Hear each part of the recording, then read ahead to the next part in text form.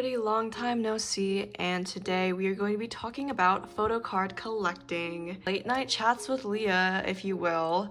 I did a binder recommendation video before, and that did surprisingly well. I was thinking of like sharing some of my tips, beginner collecting tips for some people. From my own experience, I've seen some videos like this too, so I wanted to see if I could add anything else, anything new to the discussion, you know.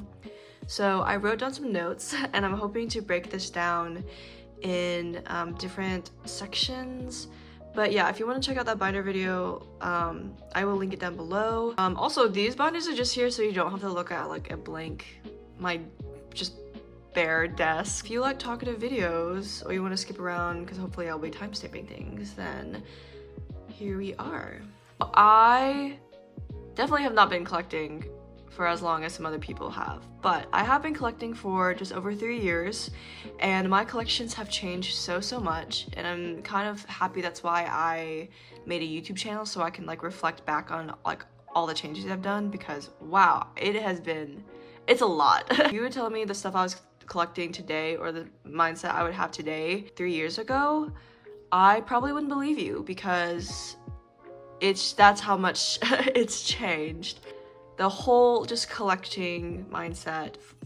So who are you gonna collect? You know, that is definitely something you wanna figure out. So if you're actually thinking of starting a serious photocard collection, you'll have to decide who to collect. So I find that it's really easy to start with a bias. Yeosang from ATEEZ was my first ever photocard collection I started back in 2020.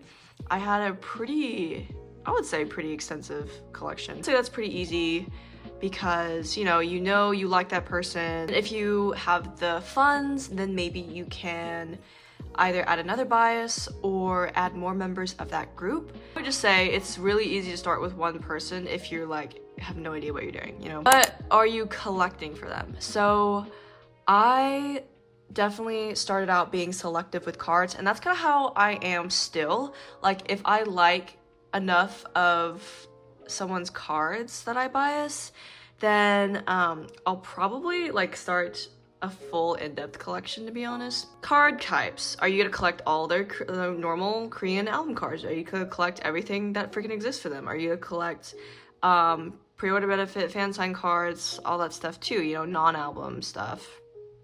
That can get really overwhelming, especially if you do collect more than one person. So for Yeosang, I will be referencing him a lot just because like all of my earliest memories of trying to figure out the K-pop collecting space was from him, because back then I didn't have a lot of collecting friends too. All of his Korean album cards, as well as some of the pre-order benefits that were popping up at the time, since it was like peak lockdown. For me, I just find it easiest to always just start with their Korean like album cards, so like the ones that you'll get in albums, you know. So you can either collect all of them or start with a certain era.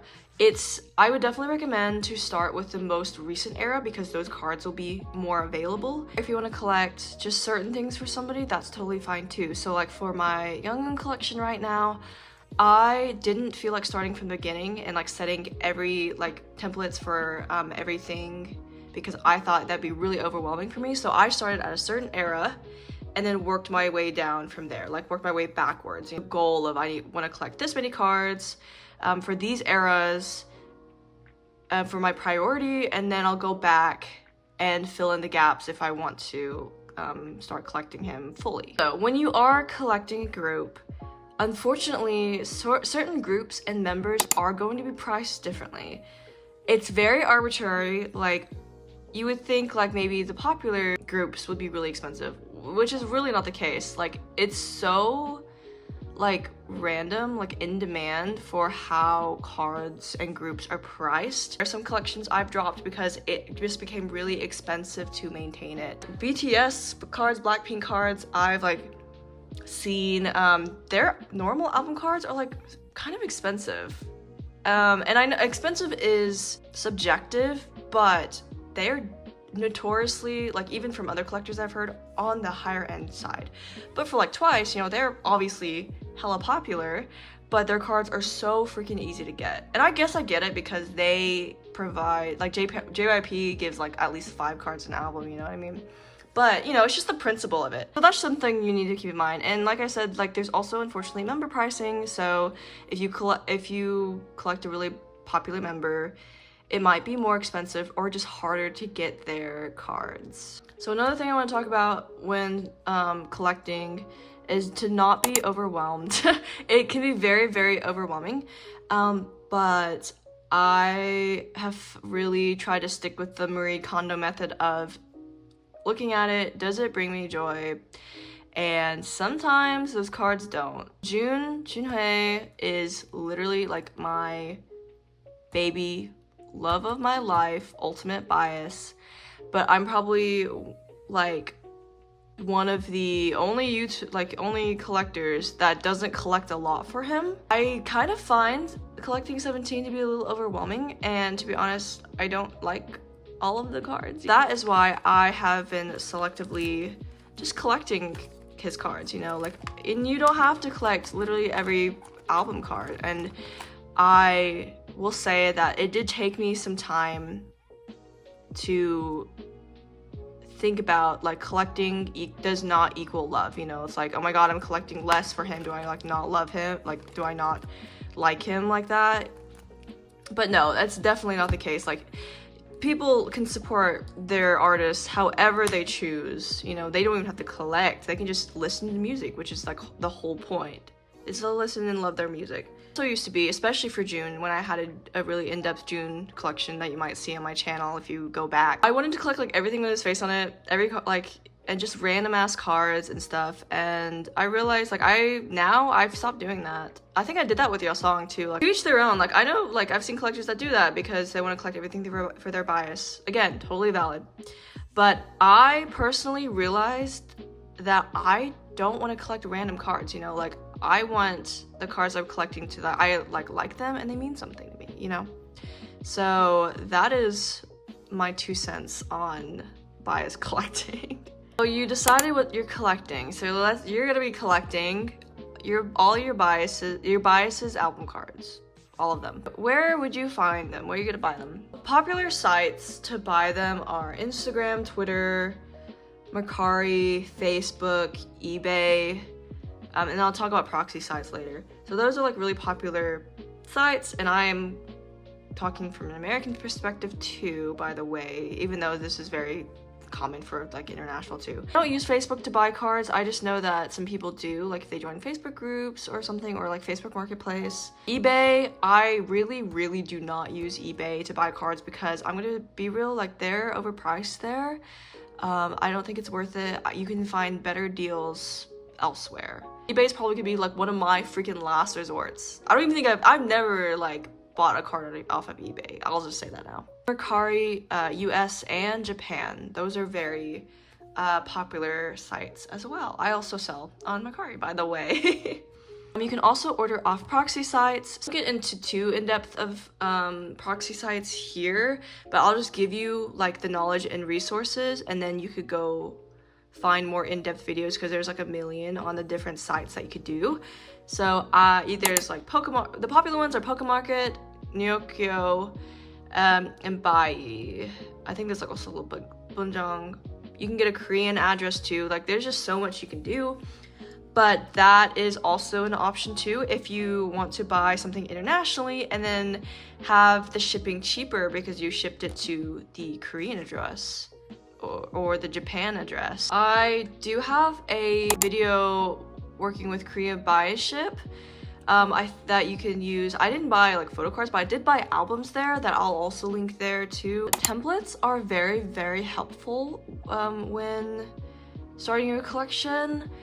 If you go on people's Instagrams, you'll see that they use a lot of templates. So normally I'll either look at the that they have for the template, or I will list some of the really like popular template making Instagrams and accounts that I use or that I know of. Tip I'll say when buying photocards is that I cannot stress enough for being patient on pricing, y'all. It is, first of all, it's not a race to finish a collection, and I know that sometimes it can be frustrating. I promise y'all, The amount of times that I've like bought something for a higher price and I see it go down, it's so frustrating. So now I've actually gotten pretty good at waiting. It would be good to start with a budget, you know, budgeting. So I'm gonna be very real. I don't like to pay more than $5 for an album card. I'm lucky that the groups and people that I collect, cards are around that price. Ideally, do you know how many cards I've gotten to buy for like $2? I'm just saying, y'all. I'm just saying it really pays to be patient and just like watch out for like the pricing. So in the beginning I mentioned that some members are gonna be more expensive than the others. It really does suck that member pricing exists, but I would just really encourage y'all not to buy from those sellers. Because, you know, it's like I don't want to buy from sellers that like are blatantly member pricing in like the same post, because it's like, why would I condone that, you know? Another thing you can do is trading. So trading is also very helpful.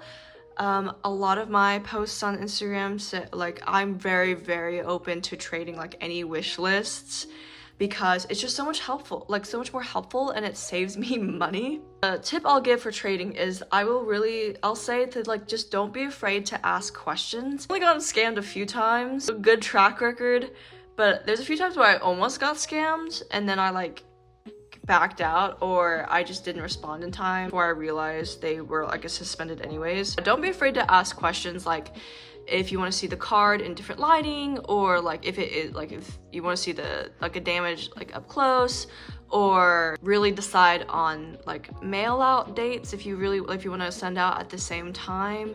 You know, just like don't be afraid to be assertive. And if you're nice, a lot of like 99% of people I've interacted with have been very sweet. If you are nice, other people will be nice. You know what I mean? Group orders. I don't even remember if I knew exactly what group orders were when I first started. They are when you want to save on like shipping and it's easier to get an item. Sometimes it's just easier to get a certain item from group orders.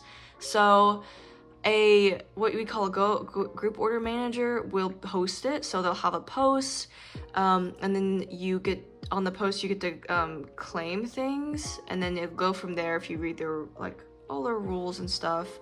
But I just want to let y'all know that that is also an option. If you have a card that you've been wanting to get, sometimes people will be running group orders for like a set, because sometimes people want to sell everything together and not separately. So that is another thing why people hold group orders, is so you have a chance to get a specific card without buying that whole set. So for shipping, it can save on shipping if it's coming from, most of the time, Korea. If it's coming from Korea, like if you want to order from Weavers, a lot of people hold like Weavers orders, or like whatever the fan sign calls are, you split the shipping cost, which does bring it down a little bit. Last mindset tip I'd like to talk about is collection comparison, especially here on YouTube. Like I do YouTube for fun. Seeing other people, especially if they collect either the same bias or the same group, it can be very hard to not compare your collection to theirs. And sometimes that like kind of like can put pressure or internal pressure on you to like, you want to finish it really fast, or like your collection is not good enough because you only have like 2 cards in comparison to the whole 2-inch binder or something. Like I'm finally to a point where like I don't feel as pressured anymore to get a certain thing for my collection anymore. If collecting then like becomes a chore or it stresses you out, then like why would you still do it? And that's how I figured out when I wanted to drop some collections, was when they just didn't spark that joy anymore. And it's just, again, like I said, changed so much over the years that I'm okay, because it really just shows how my interests evolve. And that's okay, because I think that your collection just reflects your own interests. Now I'm gonna do like a brief kind of overview on some collection supplies. If y'all want me to do like a in-depth video on that, then I wouldn't mind, because I've used a lot of different collecting supplies, and I always kind of change my mind of like what I'm interested in, but my more recent finds will be in the description, like always, in my supply card. Here, to start, because I don't really want to move my phone camera up, we have collect books. There's always going to be trends in collecting supplies. So I remember when the B&D A5 binder was like the thing, and now it's the composition A5 binder, so like this, but bigger. I got this on Amazon, by the way, so whatever. Yeah, so supplies is personal preference, but some basic stuff that you want, and I'm gonna hold it, so like a binder. I think I started with an A5 binder. This is the 4-pocket, but lately for smaller collections, I've been really into collect books. So this is one I got off of Amazon. I like this a lot more than books that have like the PVC pages, kind of like brands from like Okiki and everything. I think they're really cute, but they do, a lot of them contain PVC. Usually it'll be in the item description, which can damage your photo cards, especially if not protected in a sleeve, by the way. The pages can be removed and rearranged because of, yeah, the rings. So that's why I thought this was gonna be a really cute match for me, I guess. And I also got off of Amazon. I go back and forth with using it, but for now it just holds my June and Yenan collection again because I'm trash, and how many times have they shared a binder now, guys? If you've been on my freaking channel. But yeah, so this one holds, this is also rearrangeable, which I like from the rings. This one holds 100, I think. Works with standard card sleeves. So here are some sleeve sizes you should know. I'll give some like brand recommendations, but I mainly am doing this just so I can show you size. I have, I think, my standardized card sleeves, and then I have my Japanese size card sleeves, and I'll put the dimensions on the screen when I talk about them. All right, so these are actually both from the Dragon Shield brand. I've had them for like ever, and these are actually the matte backs.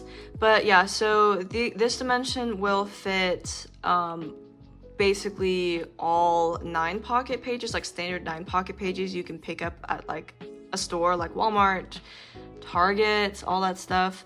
So I do like these brands specifically because they're not flimsy, and they better not be, because Dragon Shield is not cheap, by the way.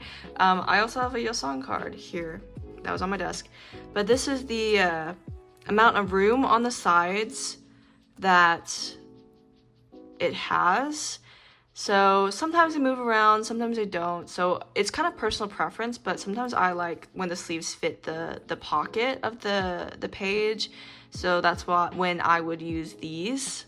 These both are way different than a normal penny sleeve that I would use to like package. So this is I think it's an Ultra Pro one. I got it from Target. But you see how like flimsy it is?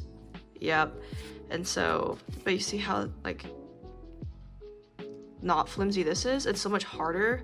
And so and you can probably see it's slightly thicker too. So I really recommend not penny sleeves. So Titan Shield and Dragon Shield are personally my top picks. I know some people use the Ultra Pro hard card sleeves as well. This is the matte one. It's like slightly textured on the back, as you can probably see. It's like foggy.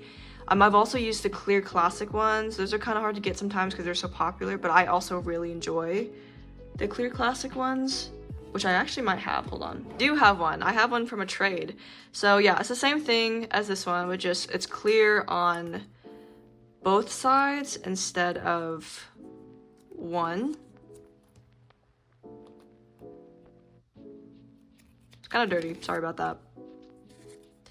And then this one is clear on the front and then matte on the back. Personally, the matte on the back doesn't bother me. I think it's actually looks better, but again, personal preference. It's also the same thing of it's gonna be clear on the front and it's a matte texture on the back too. I don't know if you can, yeah. Of how much room this leaves on the side. All right, so here's my box of Japanese size sleeves. These are going to be significantly smaller, not significantly, but they are going to be smaller than the standardized card sleeves. We have so this is a dragon shield. This is like the clear classic, but smaller for reference. So this is how small it is for that one. It fits a lot of like 4-pocket binder pages, like the Beyond D ones. Yeah, basically anything that's not standard. Titan Shield one, this is the old one. I had been informed that Titan Shield has new, like, updated versions of these sleeves that are like less curved. And this is my most recent addition, is the slim fit sleeve that I got from Mandu Deco because TikTok was giving me a discount. But these are really similar to like what I used to use with like Mayday game sleeves, and then popcorn sleeves have been really popular too, but this one is even thinner than the other Japanese size, as you can tell. So it's gonna like hug the card a little more. You see, yeah, not a lot of room. See how like snug it's fitting the card. But I personally don't mind how like snug it is. Do you need a double sleeve? No. I've seen double sleeve is literally just a personal preference. They just like it, are questioning it.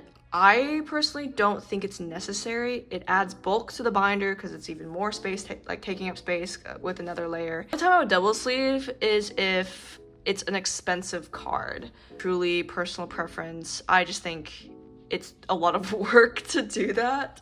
I do like the affordability of Titan Shield sleeves in general. It's like $150 for like $10 on Amazon, $11 compared to $60 for Dragon Shield. Good supply options, especially if you live here in the US, are like Walmart and Target. Target has like one-stop shop, basically. Like it has 9-pocket pages. Card sleeves, not as good as the ones I showed you, but they do have like penny sleeves if you really want them, and they have binders. So I think it's a pretty good like first setup if you want. Yes, I think I'm finally done with my rambly video. I hope I didn't leave anything out that I wanted to talk about, but I just wanted to make this video to kind of share my experiences with collecting, because I've had a lot of thoughts over the years on it. Wanted to like reach out and just reassure anybody that it's okay to change if you're worried about it. Like change your collection plans, change who you're collecting or who you're dropping. I hope y'all don't mind this rambly video, and I hope it helped somebody out there, I guess. But definitely don't be afraid to ask me questions, or if you want any more in-depth videos on like supplies or anything like that. So yes, thank you for watching and I hope you enjoyed. Bye.